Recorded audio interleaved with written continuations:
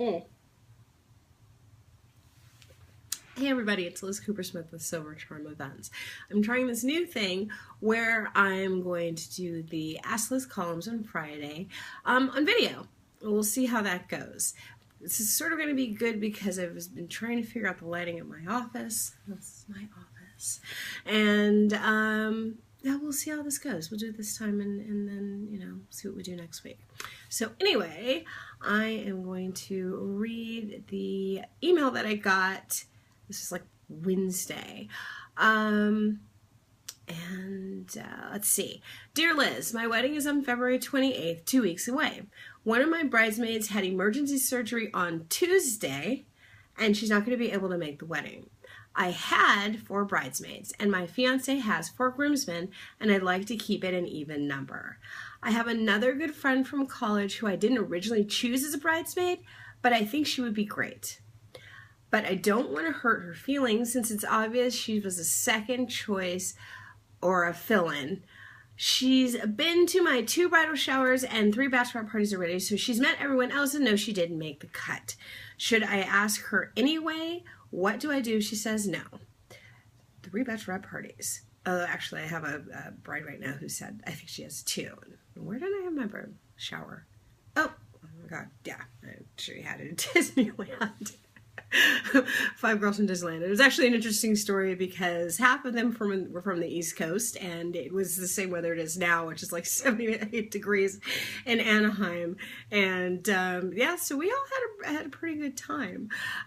So yeah, should you ask her anyway? What do I do? She says no. Well, I mean, as you've already said, your first, you know that you're like even-sided. So you've got 4 groomsmen. You wanted to have 4 bridesmaids.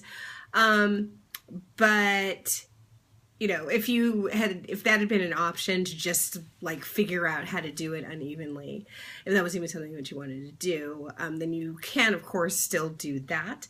As far as asking your friend, I think it's probably a good idea.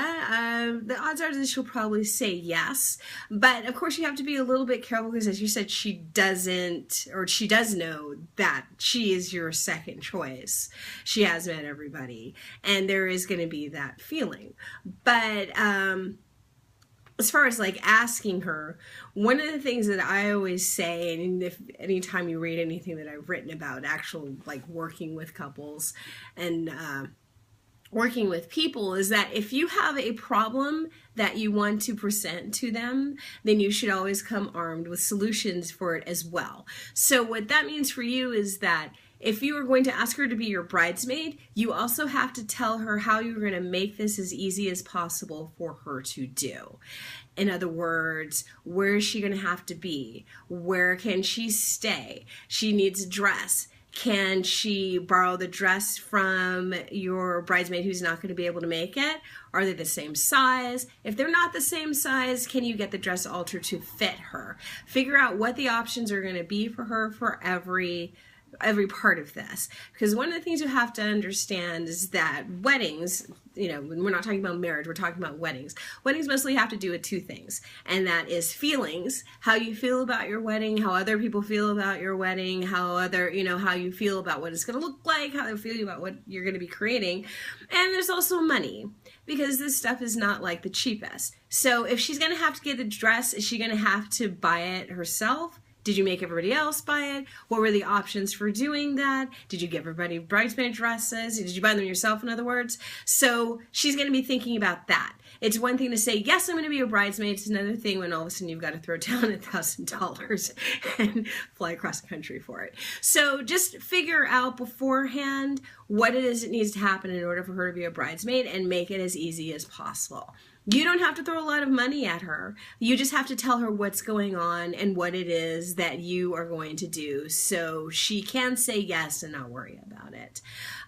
But I think she'll probably say yes. Just, you know, just tell her how happy you are that she can be there, how happy you are that she agreed to be there, how happy you are that you were able to choose her. You know, so lots of appreciation is good.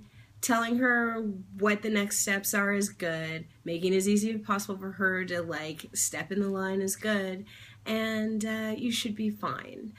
As far as what do you do if she says no, you could do a couple of things. You could ask somebody else, but that's probably going to get around that you're just sort of like shopping for bridesmaids, which might not be the best, I guess you'd call it, look.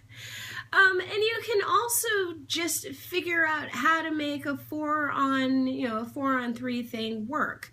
Whether it's everybody just coming down to the aisle together, one of the bridesmaids being escorted by 2 of the groomsmen, anything like that. There's a way to make it work. There's a way to make it look seamless. But if you want the 4-on-4, your friend's probably the best option, so ask. There's no harm in asking. There's no harm in asking.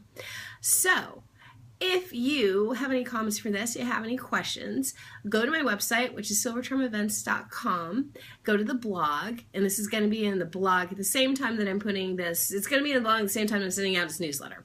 So if you have any comments, you have any questions, you have any situations where you had to do this yourself, make a comment and let other people know. And also, of course, if you have any questions that you'd like me to answer next week or the week after that, go ahead and email me directly at liz@silvertrimevents.com and tell me what's wrong and what you need.